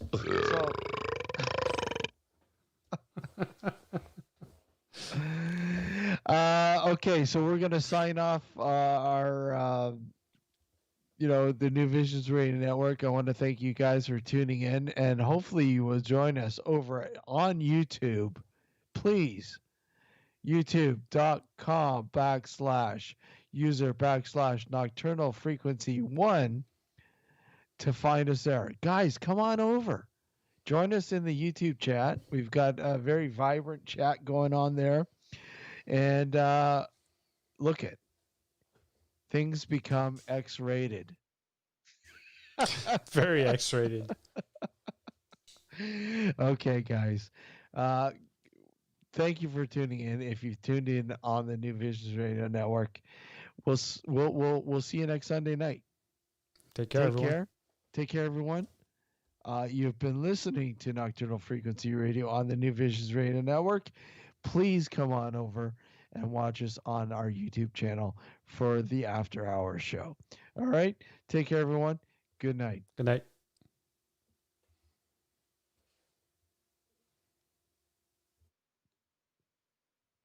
Okay, so anyways, we are now live exclusively on YouTube, on our YouTube channel. Correct.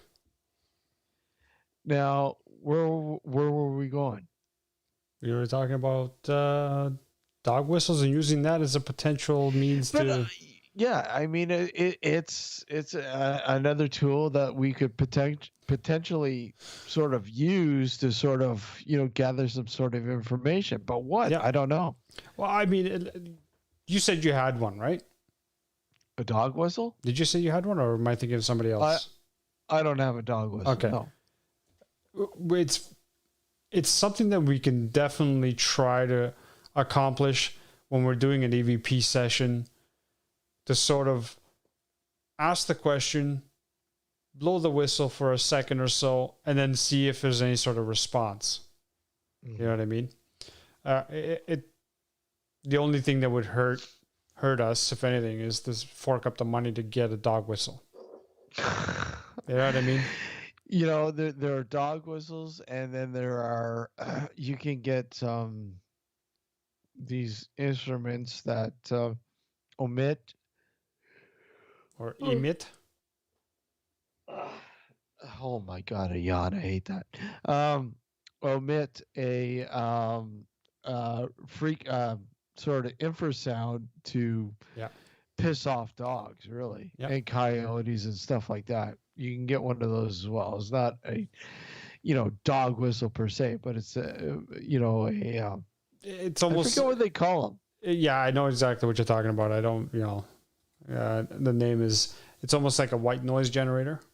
Yeah. Kind of the same concept, but I know with a lot of white noise you can hear it, but you're talking about sort of like the spectrum that we don't hear. Yeah, exactly. And you want, and there's definitely that. I mean, you can have them on, on the computer all the time, but the problem is getting something, that's portable that you could take with you and play it as you're doing a recording session. Oh, look at that. Yeah. Marcy has a dog whistle. Huh? Marcy has a dog whistle. She just said, she goes, I have a dog whistle, but no dog. I have a grand dog. A grand dog? Yes. What's a grand dog? You just disappeared off the YouTube thing. I did? Yeah.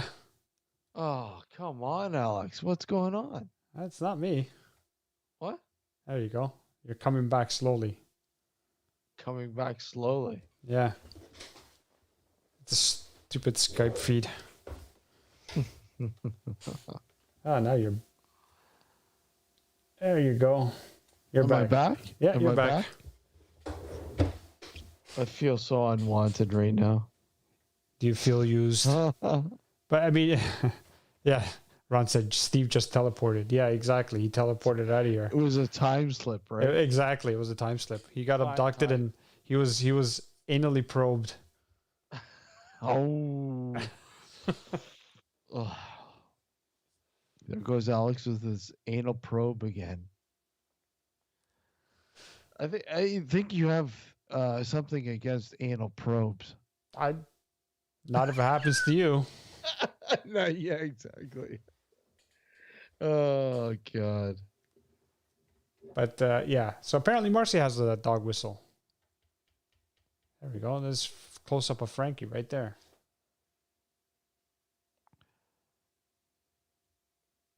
Have you ever seen SCTV 3D House of Horrors? It's funny you should say that because just before the show, I was actually looking at some SCTV clips of that same thing where John Candy would go. Yeah. With the meatball and spaghetti. I saw the one with the foot long hot dog. Oh, the foot long hot dog. They're classic, man. Come on. The smell-o-vision. 3D House of Spaghetti. Yeah. And he'd have the fork with the meatball and spaghetti on it. It was hilarious. Come on. Yes, folks. SCTV. This is what we talk about in the After Hours show. Classic.